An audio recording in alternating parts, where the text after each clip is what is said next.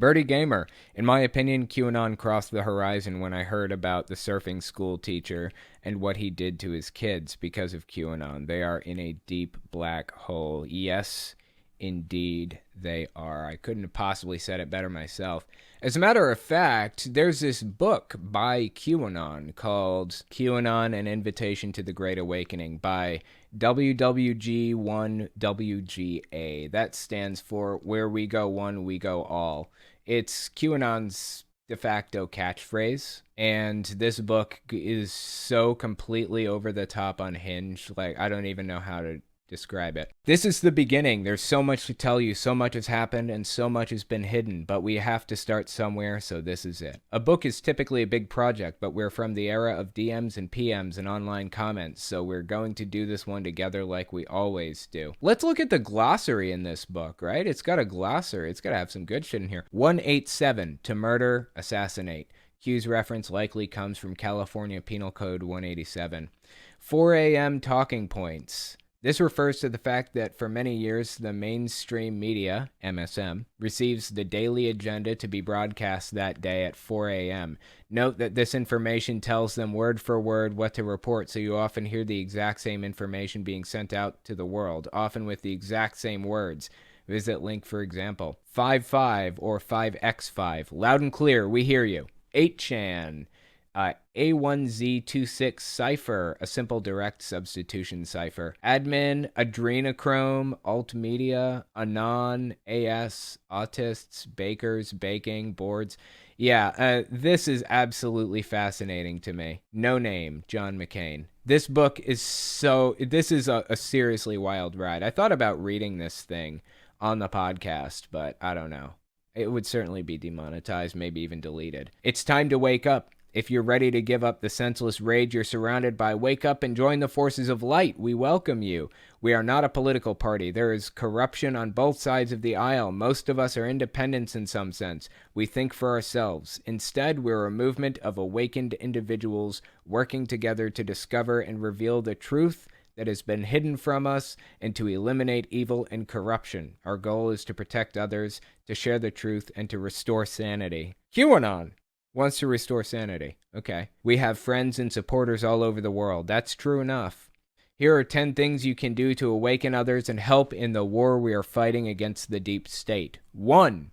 Love and support our nation, our Constitution, and yes, our president. Donald Trump has given up the life he could have had in order to play an essential role in freeing us from darkness, but he can't do it alone. Supporting him is the least we can do. Get an education. Oh, of course, get an education doesn't just mean go to a university, right? Nearly every major national event involving the deep state, both good and the bad things that have happened, have been suppressed over the last 2 years or more. You can catch up. The Russian collaboration story the media is fixated on is both untrue and a distraction from many important stories the mainstream media will never tell you. Follow independent journalists. Subscribe to their channels. So it doesn't mean get an education at all. It just means follow our movement and listen to what our journalists, quote unquote, have to say. Share what you're learning. Evangelize. This sounds like the 12-step program. Pray for our leaders, our families, our communities, our children, and our movement. Be there for friends and family as they awaken. They will be in various stages of disbelief, denial, fear, depression, anger, and misunderstanding as they process the new realities they're learning. Be patient and tolerant. The deep state will do and say anything to retain power. False flag events, potential biological threats, violent mob actions, etc. If you see anything suspicious, report it. Avoid violent confrontations. That's interesting. Be prepared. Give peace a chance. The deep state has been the hidden hand in conflicts and wars all over the world. Join us in creating a positive future and get involved. Those are the 10 things they want you to do right now. Wow, man. I don't even fully understand how deeply ridiculous and scary QAnon is at its core. I haven't gone all the way down the rabbit hole. I've only gone a little bit. And it is fucking unhinged. Unhinged shit. Unhinged is an understatement. What drawbacks do you see in the modern atheism movement, or its philosophy, politics, worldview, or anything else? either in the broader landscape of mainstream discussion or even specifically here on YouTube. There are a few problems with the atheist movement, with the atheism movement, and this dates back all the way to like 2014, 15, and 2016. The atheist movement on YouTube specifically in 2013 and 14 wasn't that bad. It was okay at the time. In fact, that's roughly when I came into YouTube atheism, like watching it, not participating in it. But as time went on, 2014 and 2015, that's when, for some reason, YouTube atheists started going down this bizarre fucking rabbit hole of like anti-SJWism or whatever. It started going down like a hard right conservative kind of pipeline. And I think that happened because these people, at least partially, because they lost interest in atheism. Like they kind of got sick of talking about it, I guess, or something. And they started saying things. I mean, I'm talking people like Armored Skeptic, The Amazing Atheist, people like that. They started saying things like, all these arguments have already been made. Why am I even doing this anymore? Well, yeah, of course the arguments have been made. I mean, we're in the year 2015 at the time. People have been talking about atheism and God for like thousands and thousands of years. Who knows, longer maybe. Of course, these arguments have been made, but there's a new generation that hasn't heard those arguments yet. That's why I continue to do this. There are Jehovah's Witnesses out there right now, like right now at this moment as you're watching this, who are just now coming to the conclusion that they don't believe this shit anymore. When they leave the religion, who is going to be there to help them figure this out? To talk about these arguments, to point out the fallacies and the problems and how destructive the religion has been. Who's going to be there to talk about that shit? I am. I'm going to be there. Now, I could go off and say, these arguments have already been made a billion times. Who fucking cares? That doesn't help the people who just had their entire lives shredded by this organization and don't know where to turn. So one of the big problems with YouTube atheists back in 2014 and 15 and 16 is that they just kind of lost interest. They lost the plot completely. And as a matter of fact, Armored Skeptic himself apparently believes in ghosts now. I mean, he said it in a video not long ago. Ladies and gentlemen, I have a confession to make. I low-key believe in ghosts. A little. Sometimes. I know, it's not logical. I'm very likely wrong, and I can't prove that it's true, but I've just had enough weird experiences in my life that make me wonder if there exists a world out there that eludes our senses. At least I'm open to the idea. Went down this right-wing pipeline and started pushing all these conspiracy theories and shit like that. He needs to take the name Skeptic right out of his name. Seriously. He shouldn't be Armored Skeptic. He should just be Armored. And there are a lot of problems with the old YouTube atheists. So that's when I stepped in. 2016, I started my channel because I was sick of hearing about all of this stupid shit that they were pushing at the time. And I wanted to talk about atheism and leaving destructive cults. That's what it was all about. Now I've started a YouTube channel separate from my original where I talk about politics and things like that. That's a completely separate thing. I still talk about atheism and destructive cults on my main channel, and that is what it will always be about. But I go down some of these subjects sometimes on my podcast channel, to be fair. But one of the big problems with YouTube atheism or the atheism movement in general, there are two primary issues here. The first issue is that there's a lot of transphobia and a lot of homophobia and a lot of hate, a lot of racism and sexism and all of that other shit. It's been like that in the background for like a long time, maybe since the beginning.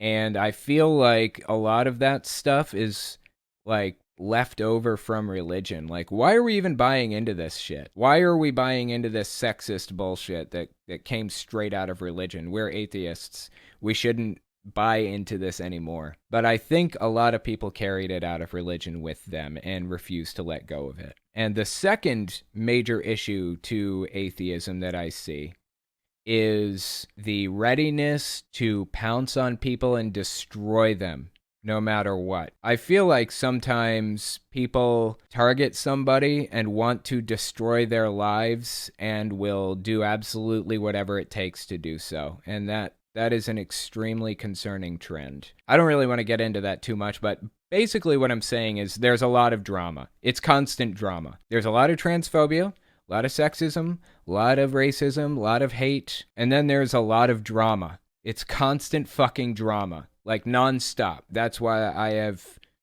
essentially disassociated myself from the atheist community on YouTube, for lack of a better term, because it's just nonstop fucking drama. People hating this person, and if you don't hate them too, then you're not on their side, and they hate you, and all this other stupid shit. Like, I'm just here to talk about religion and politics and how they're mixing. That's all I'm here to do.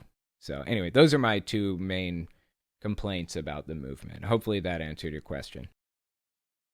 Hey, this is Owen. If you're comfortable, leave your first name and state at the sound of the tiny truck backing up. Hey, this is Alan from Indiana. I was wondering, do you think the QAnon movement might be able to start their own political party? If the QAnon creates a third viable political party, it's only a matter of time before the left splits off for an alternate to Democrats, and that would change the entire political paradigm.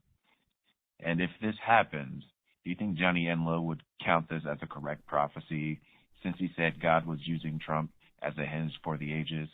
Can't wait to hear your thoughts on this. Yeah, I appreciate the phone call. Really interesting question. Let me give you guys a little bit of context for what the caller is talking about. And then on March, right when I'm saying that, I have this, it's not an open vision, but it was a vision. And so I was like, Lord, as I'm saying that, the first thing he said is, he is going to save you from things you don't know you need to be saved from yet. And then the Lord progressively began to speak regarding that. And he said, this time in the presidency is going to be a hinge of the ages and be known as before Trump and after Trump because of the way I'm going to use him. I'm using him as a Trump card, but I'm the Trump card player. And so your nation will be known as before Trump and after Trump. And he said the nations will be known as before Trump, after Trump. And the Lord, it was like, I'm really not interested in your all's vote this time. I'm doing it. I usually give you all that option. This time I'm not. This is a rescue operation from heaven. This is a moment of the ages. This will go down. I don't think that QAnon is going to split off into their own party. I think what they're going to do is try to commandeer the Republican Party. And really, that's politically the best choice, the best option that they have. If they tried to create their own party, they would die in irrelevancy, basically. And they know that. Luckily for them, the Republican Party seems to be more than willing to work with them. They seem to be more than willing to move over a little bit further to the right to make things more and more extreme. That's good for QAnon, concerning for us. I doubt Donald Trump is going to form his own political party, but if he did, QAnon would definitely go with him. Absolutely no doubt about it. I think at that point the movement would most likely die in obscurity. We could hope for the best. Hi, Owen. This is Milo from Michigan. Due to personal issues, I've spent a lot of time in psychiatric hospitals, and you meet a lot of different people there. When I watch your videos about like Kat Kerr or Robert Bullock, they feel like identical to a lot of the people that I've met in hospitals, generally for schizophrenia. Any thoughts on that? Thank you. Hope you have a great day. Bye-bye. Yeah, I appreciate the phone call. It does look very similar to, people who have mental conditions. A lot of this stuff does. And the more extreme you find, the deeper down the rabbit hole people seem to go, the more and more similar it is to actual full-blown mental illness. Now, I think once you go far enough right, it pretty much is all mental illness. Same with the left. You go far enough left, people have these just completely unhinged, strange ideas that almost nobody else in the entire United States or even world holds. And a lot of that kind of comes down to genuine mental conditions that they're dealing with. But I don't think that it could be classified as mental illness. Even just basic QAnon ideology, which is pretty fucking out there. Even that, I don't think could be classified as actual mental illness. It parallels it very closely, but I don't think it actually is. According to, like, psychology, for example. Hi, it's Alice from Florida. I always hear you say that I'm drinking AJ, so I'm guessing it's your favorite drink. I have to know, what brand are you drinking? Yeah, good question. I appreciate that, and I am honestly glad that I'm finally being recognized for being the apple juice aficionado that I am. That's basically all I've ever wanted, people to recognize the greatness in me when I speak about apple juice. That's all I wanted. So I'm glad people are starting to see that. I'm not picky, actually, surprisingly. I think I'm drinking Mott's right now. Although in the podcast, I've been drinking just plain old, perfectly see-through water. Because if you drink apple juice or basically anything except for water or a water-based drink like coffee or something, it makes it harder to speak. So I've basically stopped drinking apple juice while I do the podcasts. But yes, I do love apple juice, and I'm glad I'm being recognized for loving it so much. The next voicemail I wanted to listen to, I want to point something out, okay? This person used to call in all the time, and they had phenomenally good questions. I've stopped playing their questions on air because they are impossible to understand. I don't know what it is about the phone they're using or what, but it's so hard to hear that I can't air them, sadly. So I'm playing this one, even though it's really hard to hear, because I wanted to give the person a message. If this is you, try calling in from a better phone, because I want to hear more questions from you. All right, let's give it a listen. Who is the worst cult leader of all time, in your opinion? And what method would you use to determine who it is? Okay, there was actually a lot more to the voicemail, but it was completely garbled past that point. I could not understand a word, not even to put subtitles in. But I'll tell you guys what the question was, basically. Who is the worst cult leader of all time, in my opinion, and how did I come to that conclusion? Here's the thing about how cults work. We've all been dealing with viruses a lot lately, right? Viruses that kill more easily are harder to spread because they're killing off their hosts. That means they have a lower likelihood of spreading to the next host, right? For example, Ebola has a 90% death rate or something. It's extremely deadly, but it's really hard to spread it from person to person.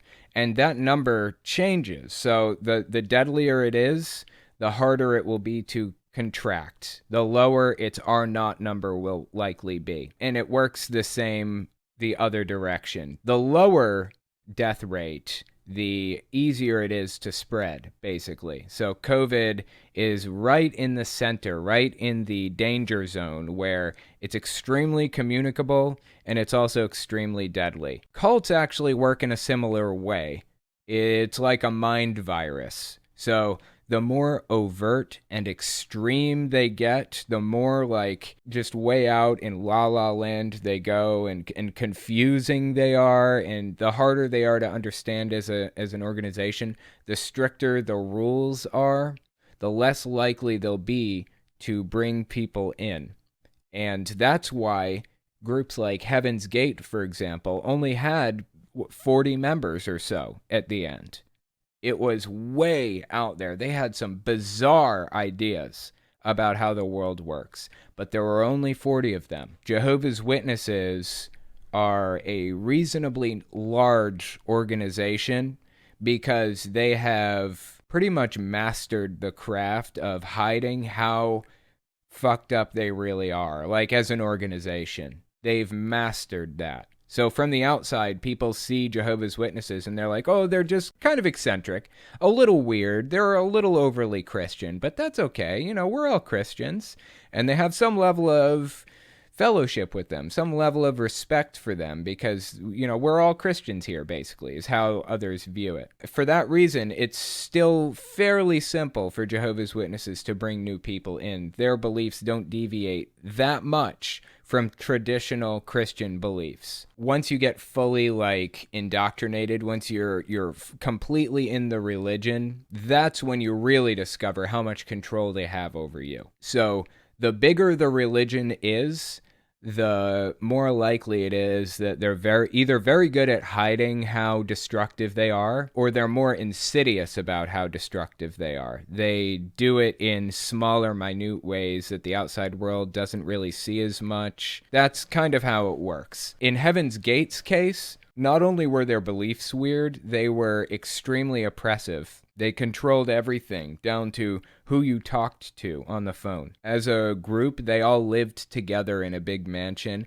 and they were never alone, because they didn't want to risk giving in to their bodily desires or something like that. When you ask a question like, who is the worst cult leader in history, and how did I come to that conclusion? I guess I would say probably the leader of Heaven's Gate. He was probably the most destructive, or one of the most destructive. Jonestown was pretty bad, Jim Jones. But Jehovah's Witnesses and the Mormon leadership, they are also pretty fucking bad.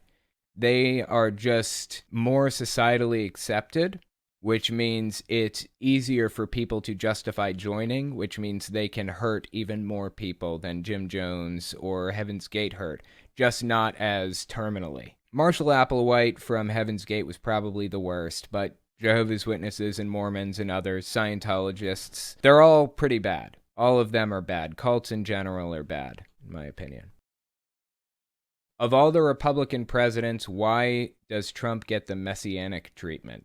This is from Alex. Hi, Owen. I've been an agnostic for 10 years, but started watching your channels recently, and your content served as my introductory course on cult culture in America, as well as the crazy shit evangelicals get into, especially over Trump. Which leads to a question I've always wanted to ask. You guys had Republican presidents in the past, but of the Republican presidents after Reagan, why is it Trump's the one the most hardcore evangelical Christians consider their Jesus figure? Like, what made them go, this is it, the Messiah has finally come? I may have missed some, but I've never seen the likes of this with other Republicans before. That's it for me. Wishing you and the family safe over there. Alex, I appreciate that.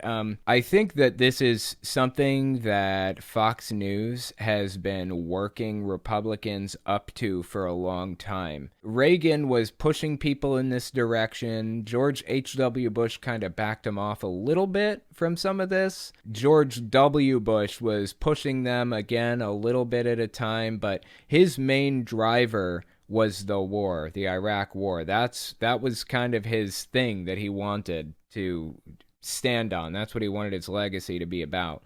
All the while, Fox News is getting more and more unhinged. They're pushing people toward this cult-like mindset. And not only that, but Christians decide to go on a campaign starting in the 80s, 70s, and 80s to try to inextricably link religion and politics.